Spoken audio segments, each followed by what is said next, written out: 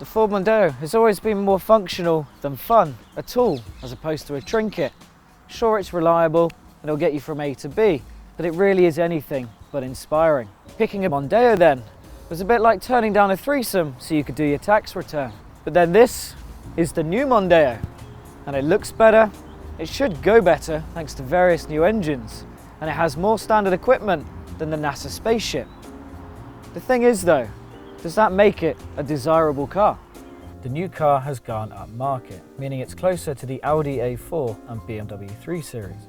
It has a more purposeful design, with various hints borrowed from the stylish new Focus and Fiesta.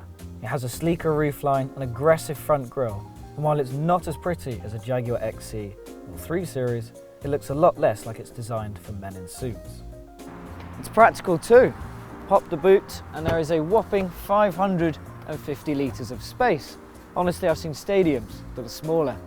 This makes the Mondeo capable of holding just about any IKEA flat pack, all amounts of holiday luggage, and the largest shopping trip you can imagine. The headroom has taken a bit of a dent, but you're not really ever going to complain unless you regularly travel with giraffes. While the legroom is so plentiful that you might accidentally think you've got into a Mercedes S-Class. Confusingly, the entry-level Star model is more expensive than the Z-Tech car by almost £1,100, despite the Z-Tech coming with more equipment. This is due to the Star model only being available with the more expensive 1.6 litre Duratorque TDCi engine, while the Z-Tech's base engine is the cheaper 1 litre 3-cylinder unit.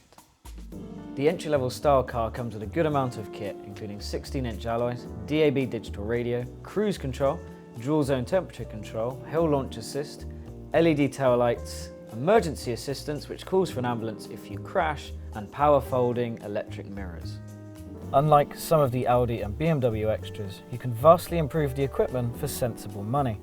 Spend £300 and you can have navigation and 8 speakers. 175 quid, well, that gets you inflatable rear seatbelts, which are said to vastly improve child safety. 450 quid gets you active park assist, which helps you slot into parallel and perpendicular spaces. Even with all of that, our test car is just £23,270. The cheapest BMW diesel is £3,000 more, while a bottom spec Jaguar diesel XE is a smidge under £30,000.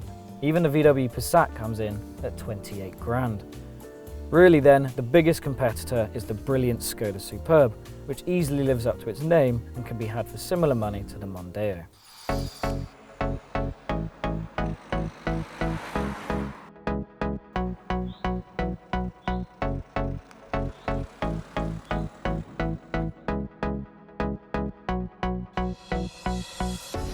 There are various engines you can have in the new Ford Mondeo, including a pint-sized 1 litre and a hybrid. This particular car has a 1.6 TDCi Econetic, which is about as exciting as getting your trousers pressed. Put your foot down and 0 to 62 miles per hour comes and goes in 12.1 seconds. And while torque is a healthy 270 Newton meters, the car feels a little bit sluggish at low revs. Where this engine excels is efficiency. Just 94 grams per kilometre of CO2 is emitted from the exhaust, so your VED tax bill will be zero. Indeed, it would make an outstanding choice as a company car due to its emissions ban. The suspension can be a little bit squishy over potholes, and that's one of the reasons why the old Mondeo is better at handling. I would also complain that the steering is just a little light and not a lot of feeling. But overall, I would say the ride quality is perfectly fine for just bumbling around. The 6-speed manual gearbox is very smooth and it adds just a touch of driver involvement. It's quite a long throw between gears, but if anything that suits the slightly lazy nature of the diesel engine. Woe betide you buy a Mondeo diesel if you crave excitement, but then that's not really the point. This is a family car that wants to make journeys cheap and pleasant, and that's a task it does phenomenally well.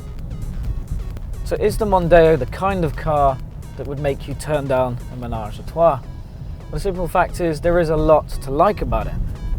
The looks are vastly improved and there's just so much space in the interior and the cabin that you'll think you've walked into a Lewis Carroll book.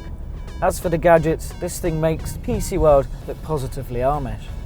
It is pretty comfortable too, and the handling is above average, which makes it brilliant for those who do a lot of miles. Enough has been done then for you to leave your badge snobbery by the door. The competition is strong though. The Skoda Superb, for instance, is a much more fun car to drive, and the BMW 3 Series will look infinitely better on your driveway.